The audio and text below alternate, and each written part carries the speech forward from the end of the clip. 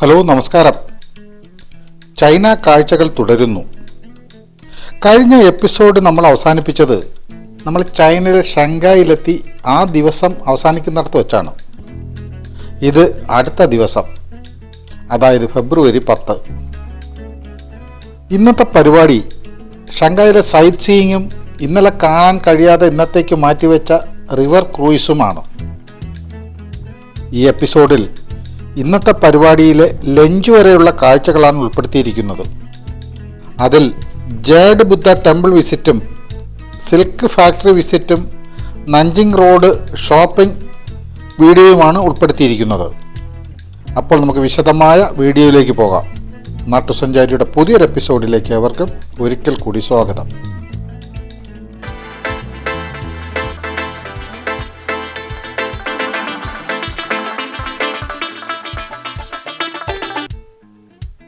ബ്രേക്ക്ഫാസ്റ്റിനായി ഗ്രൂപ്പിലുള്ള മിക്കവരും എത്തിയിട്ടുണ്ട്.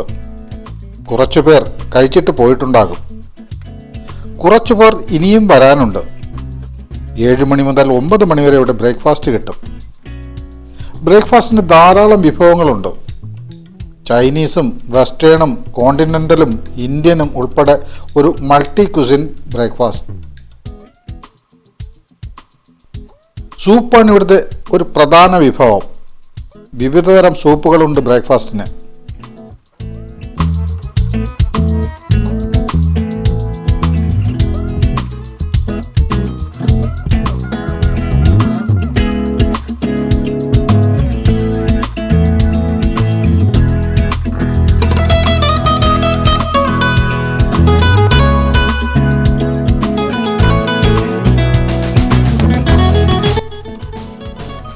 ബ്രേക്ക്ഫാസ്റ്റ് കഴിഞ്ഞ് ഹോട്ടലിന് പുറത്തിറങ്ങി. നല്ല തണുപ്പുണ്ട് ഇവിടെ. ഇപ്പോൾ വിൻ്റർ സീസണാണ്. തണുപ്പ് രാത്രിയിൽ മൈനസിലേക്ക് പോകും. എന്നാൽ നല്ല സുഖകരമായ തണുപ്പാണ് ഇവിടെ ഇപ്പോൾ അനുഭവപ്പെടുന്നത്. ഇതാണ് നമ്മൾ ഷങ്കായിൽ 2 ദിവസം താമസിക്കുന്ന ഹോട്ടൽ. ഇന്നലെ ചെക്ക് ഇൻ ചെയ്തപ്പോൾ വീഡിയോസ് ഒന്നും എടുത്തില്ല. ഇന്നും ഇവിടെ തന്നെയാണ് താമസം. നാളെ രാവിലെ ഇവിടെ നിന്നും ചെക്കൗട്ട് ചെയ്ത് ബീജിങ്ങിലേക്ക് പോകും. ഹോട്ടൽ ആർട്ടിസൺ ഹാബിറ്റാറ്റ്, അതാണ് ഈ ഹോട്ടലിൻ്റെ പേര്. PBG എയർപോർട്ടിൽ നിന്നും 32 കിലോമീറ്റർ ദൂരമുണ്ട് ഇവിടേക്ക്. ഇത് ഒരു 5 സ്റ്റാർ ഹോട്ടലാണ്. മെയിൻ എൻട്രൻസിന് മുമ്പിലായി ഒരു ഭംഗിയുള്ള ഫൗണ്ടൻ ഉണ്ട്. അതിന് നടുവിലായി ഒരു മരം വളരെ കെയർഫുള്ളായി സംരക്ഷിച്ച് നിർത്തിയിരിക്കുന്നു. ഈ സപ്പോർട്ടിങ്സ് എല്ലാം കാറ്റിൽ മറിഞ്ഞു വീഴാതിരിക്കാനുള്ള സേഫ്റ്റി മെഷേഴ്സാണ്. ആ മരം മാത്രമല്ല, ഇവിടെ ചുറ്റിലുമുള്ള എല്ലാ മരങ്ങളും സപ്പോർട്ട് ചെയ്താണ് നിർത്തിയിരിക്കുന്നത്. ഈ പ്രൊട്ടക്ഷൻ മെത്തേഡ് നമ്മൾ വിയറ്റ്നാമിലും തായ്ലൻഡിലും ഒക്കെ കണ്ടിട്ടുള്ളതാണ്. ഈ സ്ഥലം ഷങ്കായ് TOP സ്മാർട്ട് സിറ്റി ഇൻഡസ്ട്രിയൽ കോംപ്ലക്സിൽ ഉൾപ്പെട്ട ഒരിടമാണ്. അതായത് ഇതൊരു ഇൻഡസ്ട്രിയൽ ഏരിയയാണ്. 9 മണിക്ക് തന്നെ എല്ലാവരും ബസ്സിൽ കയറി. ഇന്നത്തെ പ്രോഗ്രാംസ് സ്കൈവേസ് MD വിശദീകരിക്കുന്നു. നമ്മൾ വൈകിട്ട് ഏതാണ്ട് 8:30-9 നമ്മളിവിടെ എത്തുള്ളൂ. ഡിന്നറും കഴിഞ്ഞിട്ട് നമ്മൾ ഇന്നലെ മിസ്സായ ക്രൂയിസ് ടൂറും കഴിഞ്ഞിട്ടായിരിക്കും വരുന്നത്. Okay, thank you. നാളെ നിർബന്ധമായിട്ട് നമ്മൾ പറഞ്ഞ സമയം പാലിക്കണം. ഇത്തിരി അഡ്വാൻസ് ആയിട്ടൊക്കെയാണ് ഇട്ടേക്കുന്നത്. 11 മണിക്കാണ് ഉള്ള ടൈം എന്ന് കരുതി ഉപേക്ഷ വിചാരിക്കും. ഇതാണ് ഇന്നത്തെ സിറ്റി ടൂർ പ്രോഗ്രാമിലെ ആദ്യ കാഴ്ച. ഇത് ഒരു ബുദ്ധക്ഷേത്രമാണ്. ഷങ്കായ് ജാഡെ ബുദ്ധ ടെമ്പിൾ, അതാണ് ഈ ടെമ്പിളിൻ്റെ പേര്. ഇതിനുള്ളിലേക്ക് കടക്കുന്നതിന് എൻട്രൻസ് ഫീസ് ഒന്നുമില്ല. ഒരു ചൈനീസ് ടച്ചുള്ള ബുദ്ധ ടെമ്പിളാണിത്. 1882 ഈ ക്ഷേത്രം ഇവിടെ സ്ഥാപിച്ചത്. അതായത് 144 വർഷം മുമ്പ്.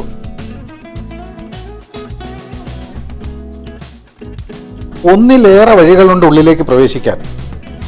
ഈ വഴിയുടെ ഇരുവശത്തുമായി 2 നടുമുറ്റങ്ങൾ കാണുന്നുണ്ട്. ക്ഷേത്രത്തെക്കുറിച്ച് സ്നോമാൻ വിശദീകരിക്കുകയാണ്.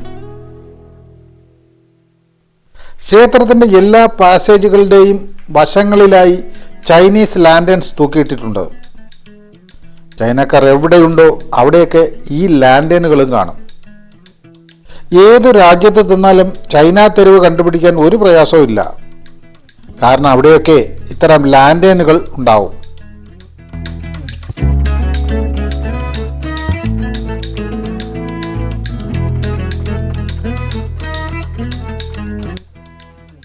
ഇത് കയറിയ പാടെ ആദ്യം കാണുന്ന ക്ഷേത്രം. പരസ്പരം ബന്ധിച്ചുള്ള ചെറു ക്ഷേത്രങ്ങളുടെ ഒരു സമുച്ചയമാണ് ഈ ക്ഷേത്രം. ഇത് യഥാർത്ഥ സ്വർണമാകാൻ സാധ്യതയില്ല. ഇത് കാണുമ്പോൾ എനിക്ക് ശബരിമലയാണ് ഓർമ്മ വരുന്നത്. ബാക്കി നിങ്ങൾക്ക് പൂരിപ്പിക്കാം, ഞാൻ കൂടുതൽ പറയുന്നില്ല.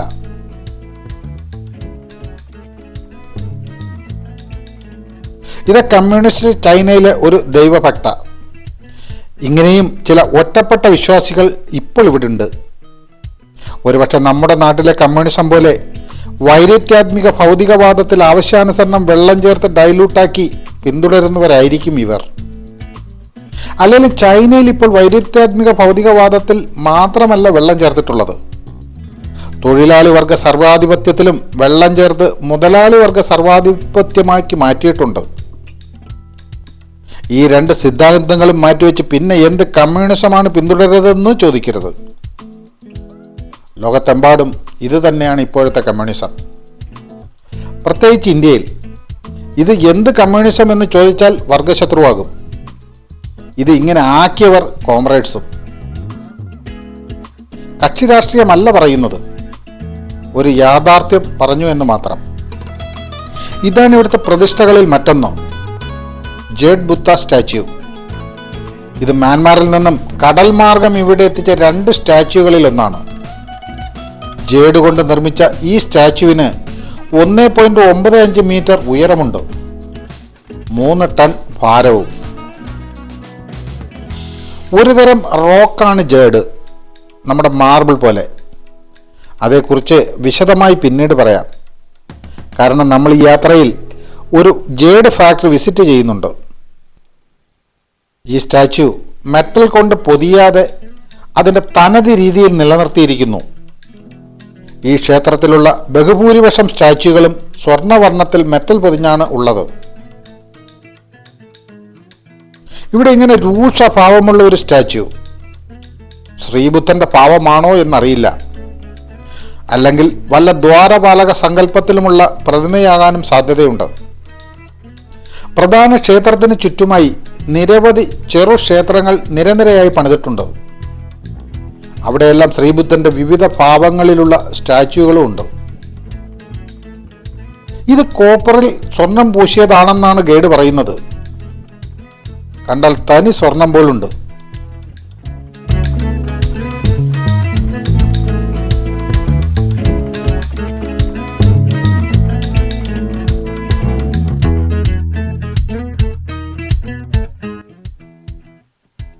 ഇവിടമാണ് പ്രധാന നടുമുറ്റം.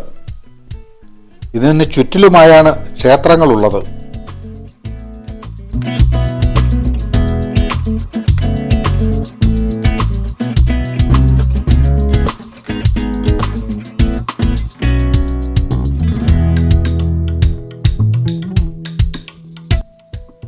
ഇതാണ് മ്യാൻമാറിൽ നിന്നും അന്ന് കൊണ്ടുവന്ന 2ാമത്തെ സ്റ്റാച്യു. ഇത് മെറ്റൽ കവേർഡാണ്. ഇത് ശ്രീബുദ്ധൻ കിടക്കുന്ന ഭാവത്തിലുള്ളതാണ്. ശ്രീബുദ്ധൻ്റെ അവസാന നാളുകളിൽ കിടപ്പിലായ ഭാവം. ഇതിനുശേഷം ശ്രീബുദ്ധൻ മരണപ്പെട്ടതായാണ് വിശ്വാസം. ഇതിൻ്റെ ഇരുവശങ്ങളിലുമായി ഇതേ ഭാവത്തിലുള്ള 2 ചെറിയ സ്റ്റാച്യുകളും കാണുന്നുണ്ട്.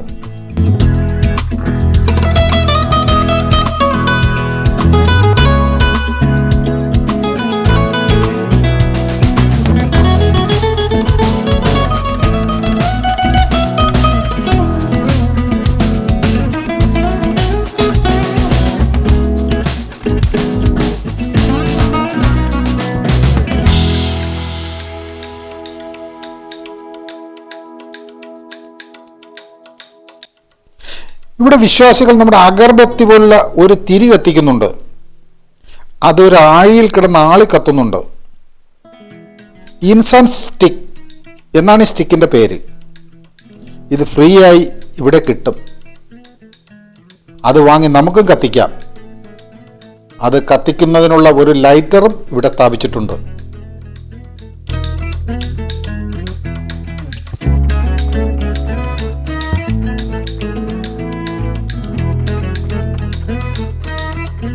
ഈ സ്റ്റിക്കിൽ നിന്ന് ഉയരുന്ന പുക നമ്മുടെ പ്രാർത്ഥന ബുദ്ധൻ്റെ അടുത്ത് എത്തിക്കുമെന്നാണ് വിശ്വാസം. ആഴിയിലേക്ക് ഇടുന്നതിന് മുമ്പ് ഇൻസെൻസ് സ്റ്റിക്ക് നെറ്റിയിൽ തൊട്ട് പ്രാർത്ഥിക്കുന്നു. ആ പ്രാർത്ഥന ഇതിൽ നിന്നുയരുന്ന പുക വഴി ശ്രീബുദ്ധനിൽ എത്തും. സയൻസിൽ പറഞ്ഞാൽ കണ്ടക്ടിവിറ്റി. എന്താ അല്ലേ?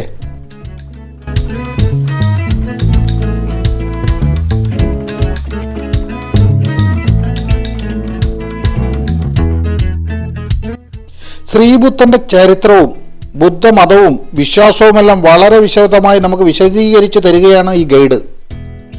അതിൻ്റെ പ്രധാന കാരണം ടിബറ്റിനെ കുറിച്ചിട്ടുള്ള തർക്കമാണ്.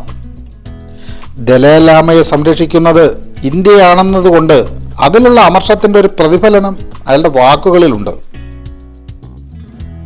ബുദ്ധനും ലാമയും ടിബറ്റുമെല്ലാം ചൈനക്കാരുടേതാണെന്നാണ് ഇവരുടെ ഭാവം. അതാണ് ഇയാൾ വിശദീകരിക്കുന്നത്.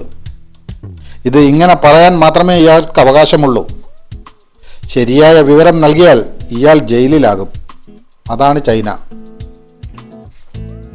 ഇവിടെ ചില്ലുകൂട്ടിൽ കുറേ പ്രതിമകൾ സൂക്ഷിച്ചിരിക്കുന്നു. വളരെ അമൂല്യമായ വസ്തുക്കളാണിതെന്ന് തോന്നുന്നു. ഇവിടെ ഫോട്ടോഗ്രാഫിയും വീഡിയോഗ്രാഫിയും അനുവദിക്കില്ല എന്ന് എഴുതി വച്ചിട്ടുണ്ട്. എങ്കിൽ ഞാൻ വീഡിയോ എടുക്കുന്നത് കാണുന്നവരാരും തടയുന്നില്ല. ഒടുവിൽ ഒരാൾ പറഞ്ഞു, നോ ഫോട്ടോസ്. ഒരു ചെറിയ ഏരിയയിൽ മാത്രമേ ഫോട്ടോഗ്രാഫി വിലക്കിയിട്ടുള്ളൂ. ബാക്കി ഭാഗങ്ങൾ പകർത്തുന്നതിന് ഒരു വിലക്കുമില്ല.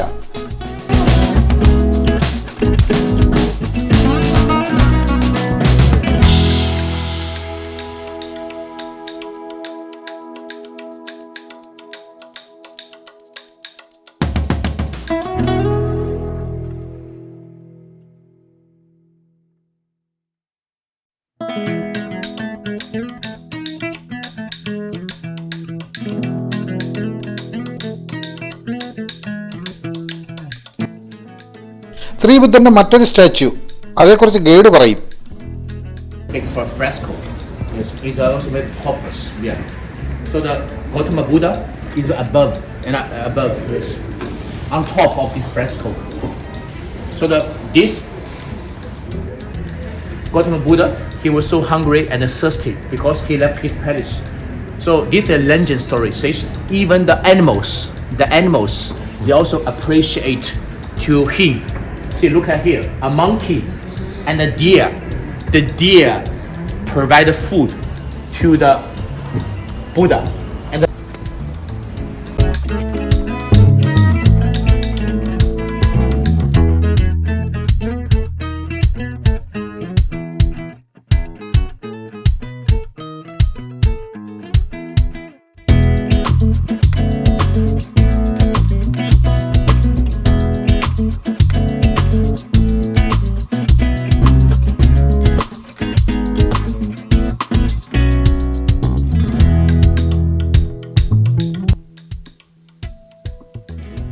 ഇവിടമാണെന്ന് തോന്നുന്നു പ്രധാന പ്രാർത്ഥനാ കേന്ദ്രം.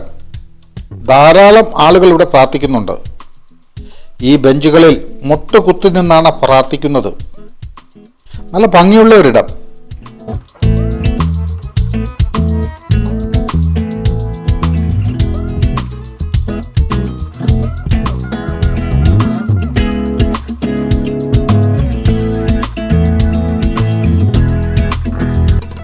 നമ്മുടെ കൂടെയുള്ള പലരും ബുദ്ധമതം സ്വീകരിച്ചെന്ന് തോന്നുന്നു. അല്ലേലും നമുക്കെന്ത് മതം? എല്ലാ മതങ്ങളും ഒന്നല്ലേ. എനിക്കാണെങ്കിൽ മതമേ ഇല്ല, അതുകൊണ്ട് പ്രാർത്ഥനയും ഇല്ല.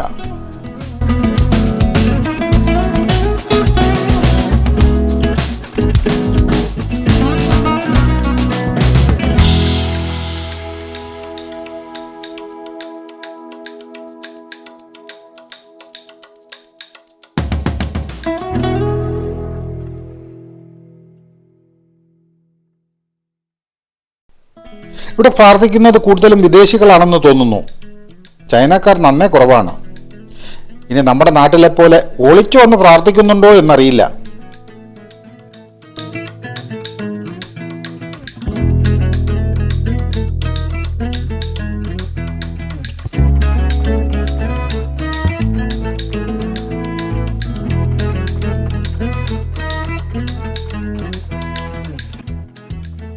ഇവിടെ നിന്നാൽ ഈ ക്ഷേത്ര സമുച്ചയത്തിൻ്റെ ഒരു ശരിയായ രൂപം കിട്ടും.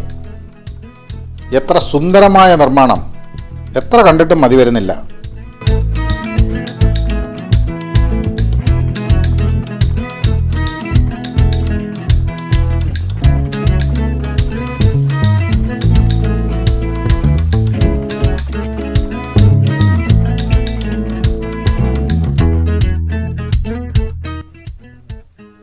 BC 6-ാം നൂറ്റാണ്ടിനും 5-ാം നൂറ്റാണ്ടിനും ഇടയിലാണ് ബുദ്ധമതം സ്ഥാപിക്കപ്പെട്ടത്. ബുദ്ധൻ ജനിച്ചത് ഇപ്പോഴത്തെ നേപ്പാളിലെ ലുംബിനിയിലാണല്ലോ. പക്ഷെ ശ്രീബുദ്ധന് ജ്ഞാനം ലഭിക്കുന്നത് ബോധ്ഗയയിലാണ്. അത് നമ്മുടെ ഇപ്പോഴത്തെ ബീഹാറിൽ ഉൾപ്പെട്ട സ്ഥലമാണ്. 1882 ഈ ക്ഷേത്രം ഇവിടെ സ്ഥാപിച്ചത്. അന്ന് ഈ കാണുന്ന തരത്തിലായിരുന്നില്ല ഈ ക്ഷേത്രം. പിന്നീട് പല പല സമയങ്ങളിൽ വിപുലീകരിച്ചാണ് ഇങ്ങനെ ആക്കിയിട്ടുള്ളത്.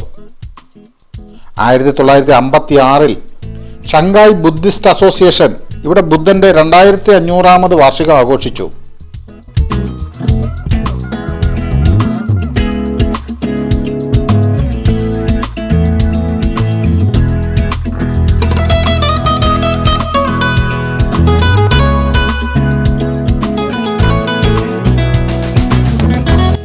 (1966) ചൈനീസ് കൾച്ചറൽ റവല്യൂഷൻ കാലത്ത് ഈ ക്ഷേത്രം നശിപ്പിക്കരുതെന്ന് കാണിച്ച് സാക്ഷാൽ മാവോ സേതുങ് ഈ ക്ഷേത്രത്തിന്റെ ചുവരിൽ ഒരു പോസ്റ്റർ പതിച്ചു.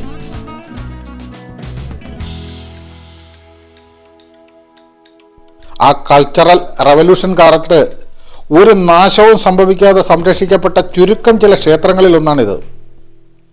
അതുതന്നെയാണ് ഇതിന്റെ പ്രാധാന്യവും.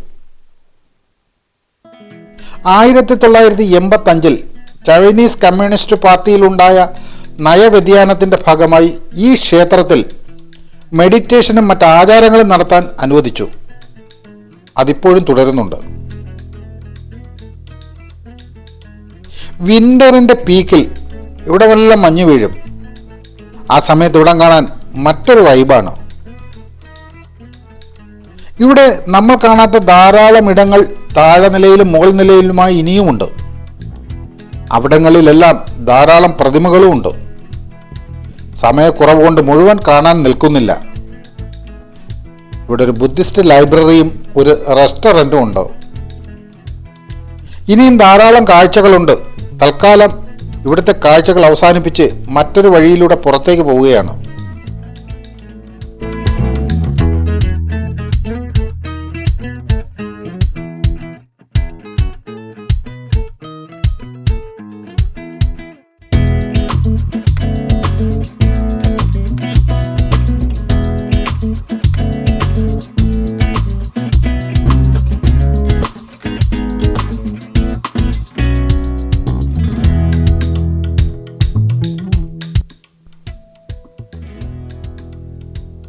പക്ഷേ ചൈനീസ് പോലീസ് ഞങ്ങളെ പൊക്കി. വാഹനം പാർക്ക് ചെയ്യാൻ പാടില്ലാത്ത റോഡിലാണ് നമ്മുടെ ബസ് പാർക്ക് ചെയ്തിരുന്നത്. ഫൈൻ ഇമ്പോസ് ചെയ്ത് വിട്ടു. ഗൈഡിൻ്റെ ഭാഗത്തു നിന്നുണ്ടായ വീഴ്ച, ലൈബിലിറ്റിയും അയാൾക്ക് തന്നെ.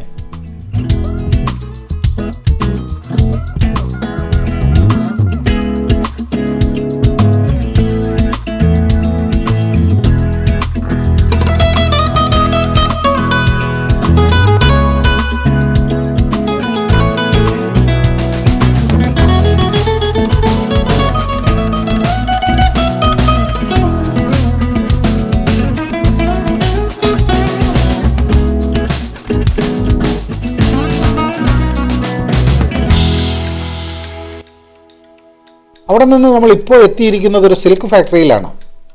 സിൽക്ക് ഫാക്ടറി എന്നാൽ സിൽക്ക് ഉൽപ്പാദനവും മറ്റുമുള്ള ഇടമല്ല ഇത്. അത് നിർമ്മിക്കുന്ന വിധവും മറ്റും വിവരിച്ചു തരും. പിന്നെ അവ വിൽക്കുന്ന ഒരു ഷോപ്പിലേക്ക് നമ്മളെ കൊണ്ടുപോകും. എല്ലായിടത്തും ഇതിങ്ങനെ തന്നെയാണ്. ടൂറിസം പ്രൊമോഷൻ ചെയ്യുന്നത് തന്നെ തങ്ങളുടെ ഉൽപ്പന്നങ്ങൾ വിറ്റഴിക്കുക എന്ന ലക്ഷ്യവും കൂടെ കണ്ടുകൊണ്ടാണ്. കാര്യങ്ങൾ വിശദീകരിച്ചു തരാൻ ഒരു സ്പീക്കർ ഉണ്ടാവും ഇത്തരം സ്ഥാപനങ്ങളിൽ. ഇനി അവരുടെ ഊഴം.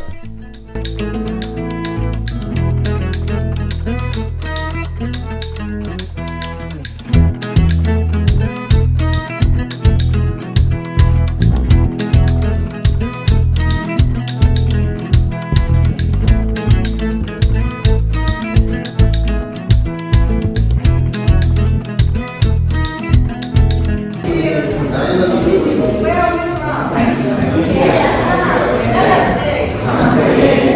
Okay, so I have a very local staff in here, so I will do some of the introduction to show you something about the Chinese silk. You know what's the difference between Chinese silk and English silk? Look at the colors of the silk. It's a little bit different, all right? We are more white, creamy color. But I know Indian silk also, that's very famous in the world. But the colors of the silk, they're in golden color, yellow color, all right? You know the quality of the mulberry, what the silkworm eat, is small, not quite huge, just like a human arm, the size. But that's very thin, very fine, yeah. So that's why when they're eating, and the colors of the silk, they're coming different. But also, Chinese silk, the whole detailed life of the silkworms. Some of the worms, they go to shrink, but this will alive. So the body got changed. They're coming to the pupa, P-U-P-A. That's the life of the silkworms. So when it goes into the pupa, they're not moving, just the tongue goes sleep. When they wake up, they go back to the moth. So the moth body, the goose, they goes out. And then they keep going, you know, the recycle. So this is the cycle of the silkworm, 60 days only. But look here, pay attention. Look at the size of the cocoons. They're coming different. One small. The winery is so expensive, you know, it takes a lot of work. You know, for the Indian Shadi national prices, they could be using 6 meters of the silk. The bigger one, which is the double, two will work together. That is what is made. The fibers of the silk goes tangled. You know, the two fibers, they twisted. So we cannot separate them. So that's why the master still was, which is a silk road online. And that's the first trade road from our West Han Dynasty to the European country.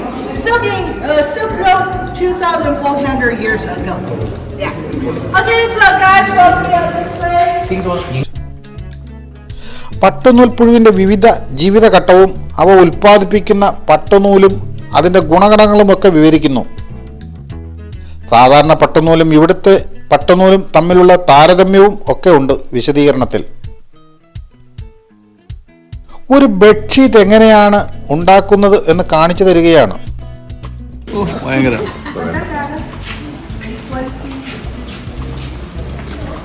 This is the material from the bed sheet, and we just cut those from the middle, come in one big piece like this, and then our full of the staff stand for direction, holding the piece of this goes slow and even to stretch out. Look at how big it is. The smaller piece, when they pull it, and the fibers of the silk coming larger and larger. But you know, the piece of this, more further, the material was more thinner, but they won't break, and there are no dust at all. See, when it goes spread it out, they just quite like a spiders. Yeah. And when they're laying a silk down, you see this is the whole pieces, layers stick by layers. But no matter how does you shaking those, you see, nothing dust comes out, even the little fur. And the whole things, they just come in one piece. So when you do shaking, they're not moving, doesn't shift the weight off. So for the silk blanket or silk pillows, no worry, they never shift off, not like a feather, like a synthetic fiber. So silk won't be flat, you know, it doesn't catch the humidification. So that's why there's no weight, no pressure on you. So look at their weight, which is the climate like Beijing, like Xi'an, they're pretty cold.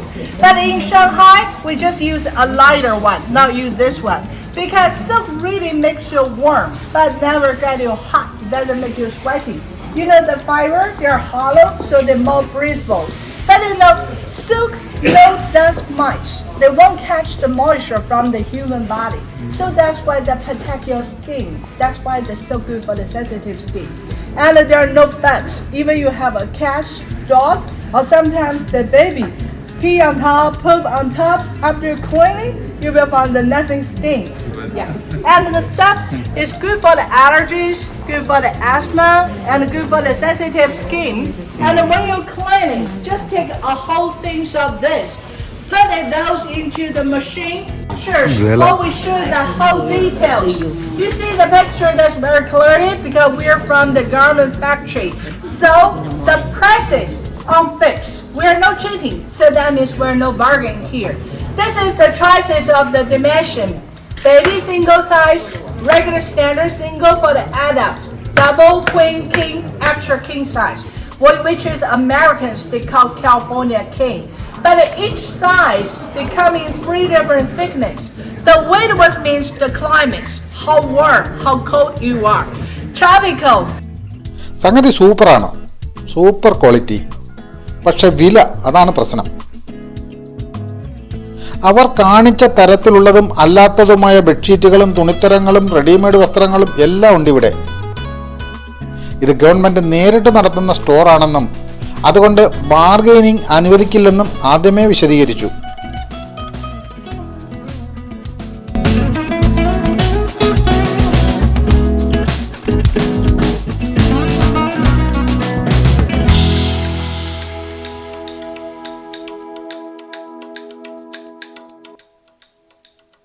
ഇതൊരു mechanised നെയ്ത്തന്ത്രമാണ്, ഒരു ചെറിയ യന്ത്രത്തറി. Dress മാത്രമല്ല, ബാഗുകളും മറ്റ് leather ഉൽപ്പന്നങ്ങളും എല്ലാം ഇവിടെ ലഭിക്കുന്നുണ്ട്. കണ്ടു നിന്നാൽ വാങ്ങിപ്പോകും, അത്രയ്ക്കുണ്ട് ക്വാളിറ്റിയും ഭംഗിയും. കുറച്ചുപേർ എന്തൊക്കെയോ വാങ്ങിയിട്ടുണ്ട്.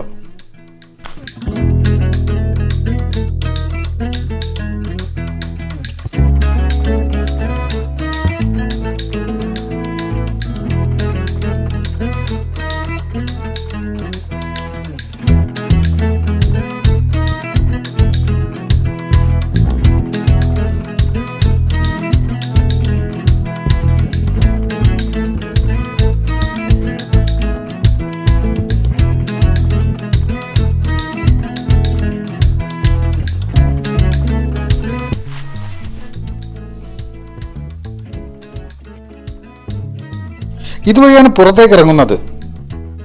മെയിൻ റോഡിൽ കൂടുതൽ സമയം വാഹനം പാർക്ക് ചെയ്യാൻ പാടില്ല. അതുകൊണ്ട് ഞങ്ങൾ ഇറങ്ങിയ ശേഷം വാഹനം ഇവിടെ എത്തിക്കാനാണ് തീരുമാനം. വാഹനത്തിൻ്റെ വരവും കാത്തുള്ള നിൽപ്പാണ് ഇവിടെ. ഇവിടെ മുഴുവൻ അമ്പരചുംബികളായ കെട്ടിടങ്ങളാണ്. ഹൈറൈസ് ബിൽഡിംഗ് നിർമ്മാണം ചൈനക്കാരുടെ ഒരു ഹരമാണ്.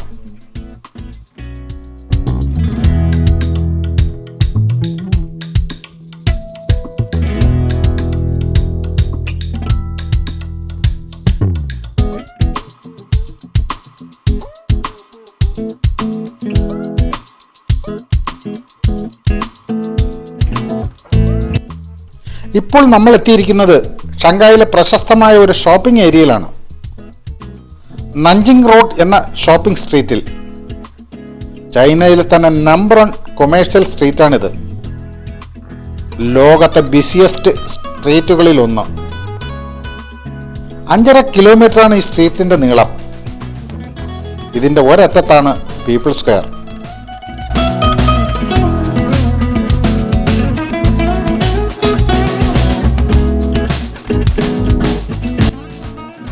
യൂറോപ്യൻ സ്റ്റൈൽ ഡിപ്പാർട്ട്മെൻറ്റ് സ്റ്റോറുകൾ, മോഡേൺ നിയോലൈറ്റ് ഷോപ്പിംഗ് സെൻറ്ററുകൾ, റെസ്റ്റോറൻറ്റുകൾ, ഇലക്ട്രോണിക്സ് ഐറ്റം വിൽക്കുന്ന കടകൾ തുടങ്ങി ലോകത്ത് സർവ്വതും ഇവിടെ വാങ്ങാൻ കിട്ടും.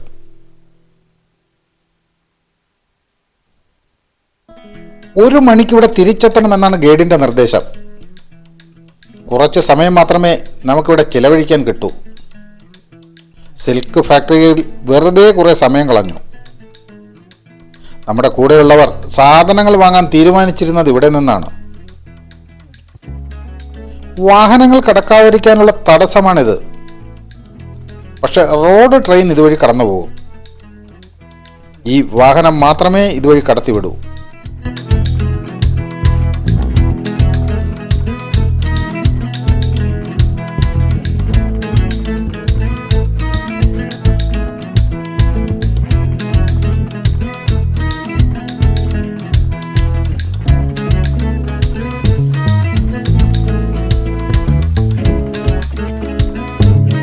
ഇത് കണ്ടോ, ഒരു ഡ്രാഗൺ.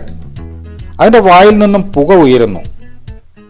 ഒരു കച്ചവട തന്ത്രം, ആളുകളെ അട്രാക്റ്റ് ചെയ്യാനുള്ളൊരു സംവിധാനം. എനിക്ക് തോന്നുന്നത് വിൻ്റർ ആയതിനാൽ ഷോപ്പുകൾ ചൂടാക്കി നിർത്താനുള്ളൊരു സംവിധാനം കൂടെ ആവും ഇത് എന്ന്.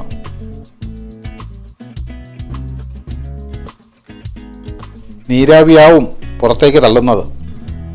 ഇത്തരം ഏർപ്പാട് ഇവിടെയുള്ള പല കടകളിലും കാണാൻ കഴിയുന്നുണ്ട്.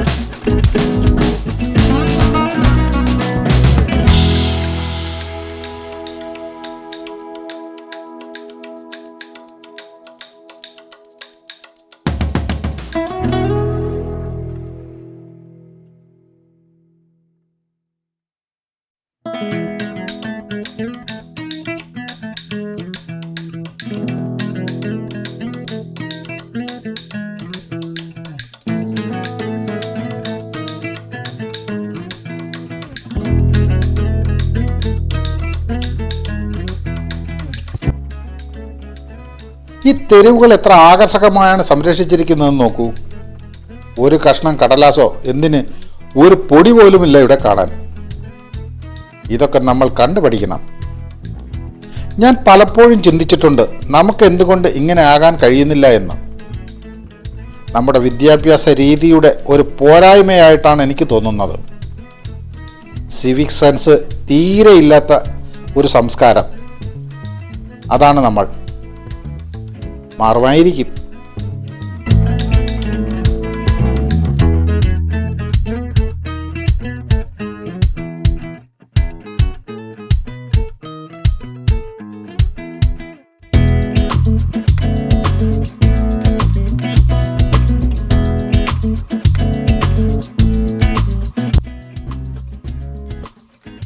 ഇവിടെ ഒരു ക്യൂ, ഒരു ബേക്കറി ആണെന്ന് തോന്നുന്നു. ഗുവാൻഷങ് യുവാൻ ഫ്രഷ്ലി ബേക്ക്ഡ് ബട്ടർഫ്ലൈ കേക്ക് ഇവിടെ നിന്ന് കിട്ടുമെന്നാണ് ആ ചൈനീസ് ഭാഷയിൽ എഴുതിയിരിക്കുന്നത്. ഗൂഗിൾ ട്രാൻസ്ലേറ്ററിന് നന്ദി. ഇവിടെ നിന്നൊരാളിന് 1 കിലോ വരെ മാത്രമേ കേക്ക് വാങ്ങാൻ കഴിയൂ. ഇവിടെ മരങ്ങൾ മുഴുവൻ ചൈനീസ് ലാൻഡേണുകൾ കൊണ്ട് അലങ്കരിച്ചിട്ടുണ്ട്. ഇത് ചൈനീസ് ന്യൂ ഇയറിൻ്റെ ഭാഗമായിരിക്കാൻ സാധ്യതയില്ല. ഇത് വർഷം മുഴുവൻ ഇങ്ങനെ തന്നെയാകാനാണ് സാധ്യത. കാരണം ഇവിടെ ഒരു മോസ്റ്റ് ഹാപ്പനിങ് പ്ലേസ് ആണ്.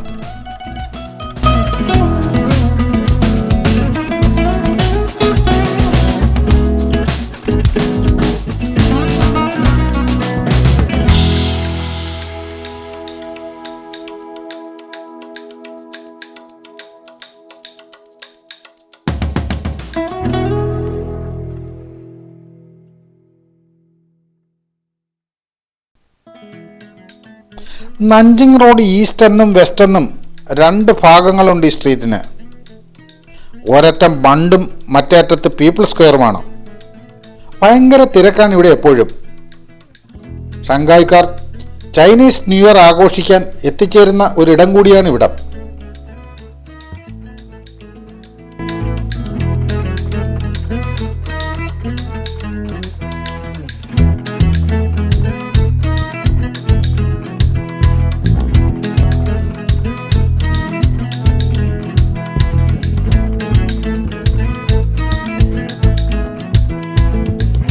യാത്രാവേളകൾ ആനന്ദമാക്കുകയാണ് നമ്മുടെ സഹയാത്രികർ.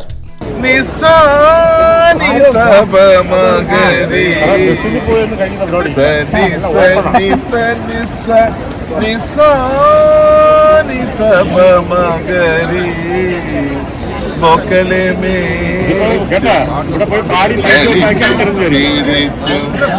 മൊക്കലെ മേ കളിച്ചും ചിരിച്ചും കേളികളാടി വനമാലി വിശക്കുന്ന നേരം പശുവിണ്ണകിലെ പാൻമത്തി കുടിക്കുന്ന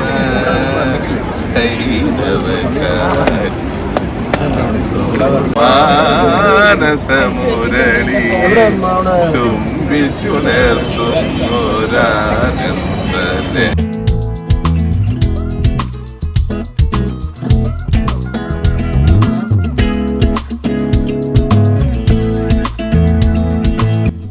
ഷോപ്പിംഗ് ഒക്കെ അവസാനിപ്പിച്ച് ഇപ്പോൾ ലഞ്ചിനായി എത്തിയതാണ് ഇവിടെ. ഇന്നത്തെ ലഞ്ച് ചൈനീസ് ഭക്ഷണമാണ്. റെസ്റ്റോറൻറ്റ് 4-ാം നിലയിലോ 5-ാം നിലയിലോ ആണ്. അവിടേക്ക് എസ്കലേറ്റർ ഉണ്ട്.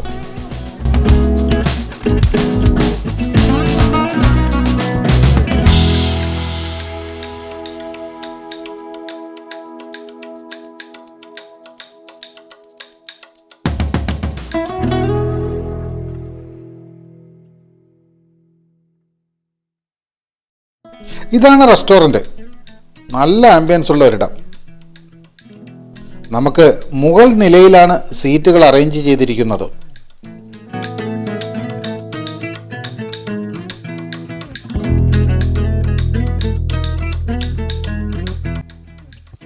ഇവിടെ സീ ഫുഡ് ഐറ്റംസ് ലൈവായി ഡിസ്പ്ലേ ചെയ്തിട്ടുണ്ട്.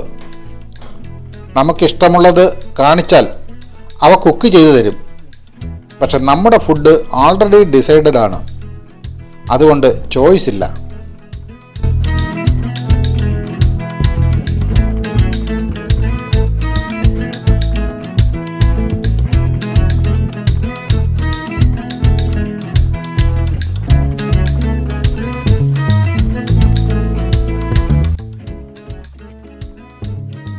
ഇതൊക്കെയാണ് ഡിഷസ്.